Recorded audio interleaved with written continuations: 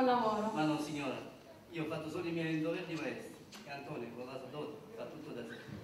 Per piacere, potrei ancora. Certo, andiamo in cucina, prego, da questa parte. Peppe, Anto, non mi dire che la voce era... E da solo.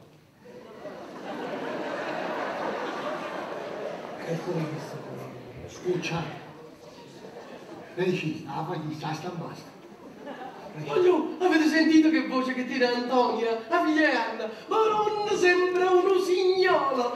Certo, no come che la mia, eh? Perché non basta. E che può fare, Anto? Io voglio perdere tutti i diritti da padre, figlio.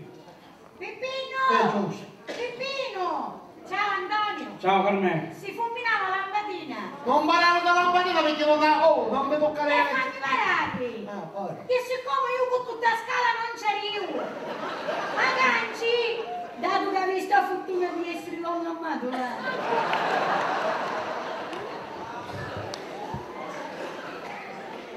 Cimilla! Tu siamo in quel piananaretto. A nanaretta del suo brigo! Quando riaula la carizza vuole l'anima! E io so di non ti rogno perché non ci la viste! Ma io piccolo non mi voglio, ma non mio del mio uomo. Io voglio a te.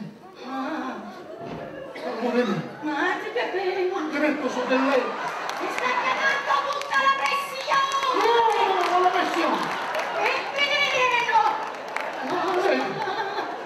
Cosa te voglio? Cosa te voglio? Peppino! Hai sentito parlare di fare salire qualche cosa? Serve una mano? Oddio, sono a diabete, può canare, non si capisce! Ma buona! È libera! Ma non sono cose Pensate!